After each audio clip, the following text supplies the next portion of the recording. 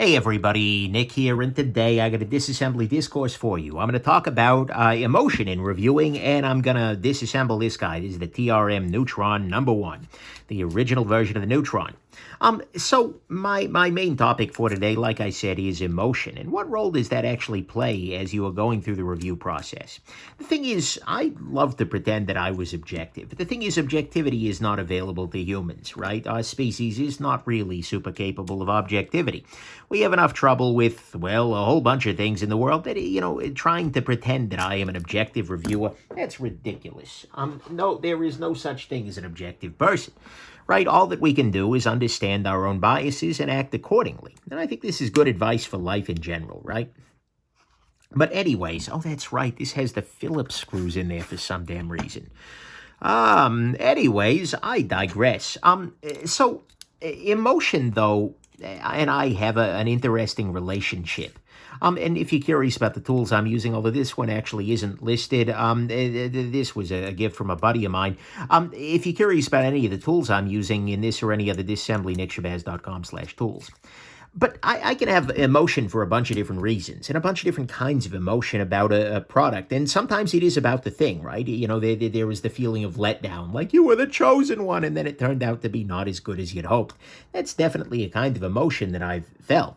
There can be feelings about makers, like, wow, I really like this person as a human. I really support this person as a human, and I really want their business to succeed. That's a source of bias. And I have a whole video on sources of bias. But one of the things that I've been struggling with for the last week or two is another flavor of emotional bias, and that's just kind of generalizable emotion, right? I've had a rough couple of weeks, and by the way, this is not a complaint. I am doing way better than a lot of folks are, and I don't expect anything to be done to fix it, but just like internally, personally, emotionally, it's not been amazing. And I just dropped the pivot under the table. Anyways, I digress. It's just been rough, right? And I had my video about mental health, right? And this isn't a cry for help. I'm doing fine, and I'm getting better. But one of the problems when you're having a rough week, when you're having a rough day, when you're having a rough month, whatever, is that it's really hard to be objective as you are trying to film a review or even trying to write one. My process is that usually I will write reviews, usually in the evening, usually sitting on the couch with my wife watching some kind of TV show or another. But I will work on a review. I will write a review as I am kind of just as I'm doing something else. But the thing is, my reviews, I try my best to have some structure to it, to evaluate things in a way that's at least consistent. But my emotional state can definitely bleed into reviews. I've noticed this before. When I've been just mad as hell and then tried to crank out a review, the end result is very often either incredibly positive, like, oh my God, this knife needs to be the solution to all of the world's problems. Like, this piece of gear is so amazing because it's the only good thing going on right now. Or it can be sharply negative, like, how dare they? My feelings can be very, very strong in either direction. But in both of those cases, it's not something that the product has earned. It's not something that is actually there. It's just something that is an artifact of the day that I wrote the review on. And to me, at least, that's not okay. Again, I'm not claiming objectivity. I never have been objective, and I never will be. But at the same time, I am really, really trying very hard to at least be fair. And if a product is being reviewed poorly simply because I happen to pick it up on the day that I am having a rough day or on a rough week or something like that, if that's what's going on, that's not okay, right? That's not something I feel like is a good thing. And it's something that, if I were a maker or frankly, just as if I were a viewer, I'd be like, oh, I don't know about that. I don't like that feeling. And so I have made an effort to really kind of try and monitor my mood as I'm, to a lesser extent, writing the review. Because there's always, there are definitely times where I'll write the review and I'll think about it the next day and be like, you know what, I could be a little nicer here. Or, you know what, I was being too kind. Regardless, I do my absolute damnedest to stay away from the review game at those moments, on those days where I'm having a really rough time. I've done my best to kind of keep my distance, and this can be really frustrating, especially because, well, I do my best to also keep up a pretty consistent stream of content. right? I do my best to, partly because, I enjoy doing it, but partly because I know that there are people who really appreciate my work. And, that my Patreon patrons have, certainly expectations, and I'm not trying to guilt trip them or anything like that. But, there are people out there who are trying to support me and who want me to keep doing the kind of stuff that I'm doing. Did I put this thing back together backwards? No. No, no, no, no. Okay, good. Just checking sure, right? This sure looks like, oh, that's right, because the pivot rides inside that and grinds up against there. Okay, good. Anyways, I digress. But I try my best to keep a consistent schedule, but when I'm feeling like, wow, I hate the world right now, when I'm feeling stressed, when I'm feeling like I'm not going to do a good job, the right call, at least for me, it sure feels like, is to just back away. And as a result, when this happens, I can end up in review droughts, basically, where I'm dealing with things that aren't my life or that aren't reviewing, and it's just not a great idea for me to go into a review at the moment. It's just not a great idea for me to fight that battle, because what comes out the other end might be a video and it might be done, but it might not be fair. And that's something that would bother me a great deal. And, what the one thing I would hate to do most, well, okay, there are lots of things I'd hate to do most, but one of the things that would definitely bother me is if I had filmed a review and it didn't turn out to be fair and I had already moved the piece along.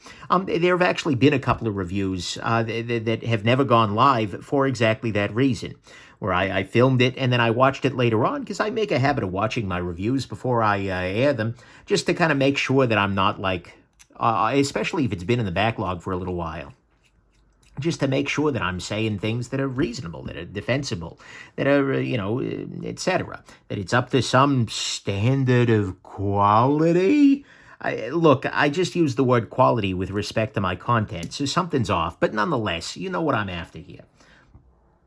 But anyways, it can be a little bit frustrating in that way when I'm trying to avoid doing that, but yet I've got stuff kind of bearing down at me.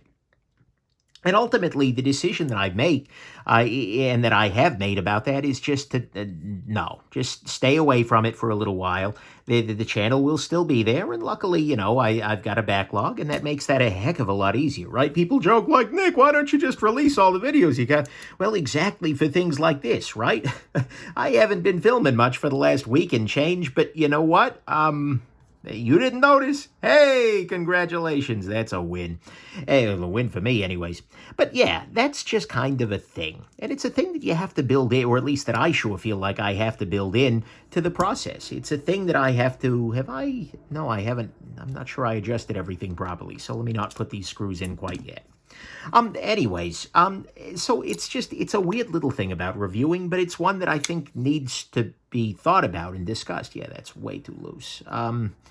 Let's tighten this down a little bit further here and see where that puts us. Oh, yeah. Okay, that's a little too tight, so I can loosen this up a little bit.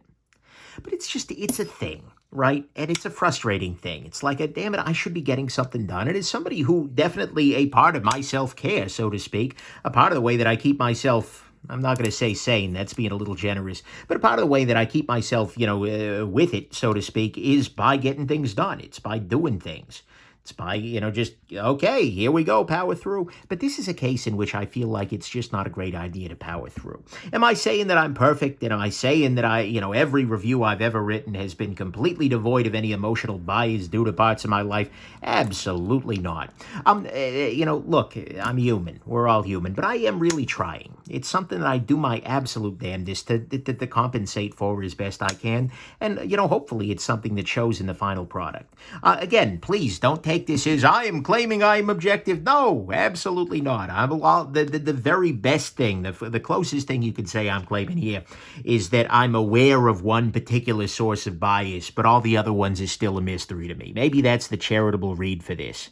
But nonetheless, there you go. I hope this has been interesting. And, if you're thinking about doing a review channel, or if you already have one, this might be something you consider as well. Maybe you are much easier or much better, that is, at kind of divorcing your own emotions from the process. That'd be great, but at least for me, I think it's... So, yeah, that was good. I just managed to completely drop that whole little shebang full of bits all over the place. Anyways, back at the ranch. I hope this has been interesting to you, though. It gave you some little look behind the scenes on the channel, yeah, that you're having a good week, right? I know that my next week will be better. At least it freaking better be. I certainly hope that yours will be too. So, anyways, there you go. I hope this has been interesting to you, and that you have yourselves an absolutely wonderful rest of your day. And yeah, damn, I'm good. Bye now.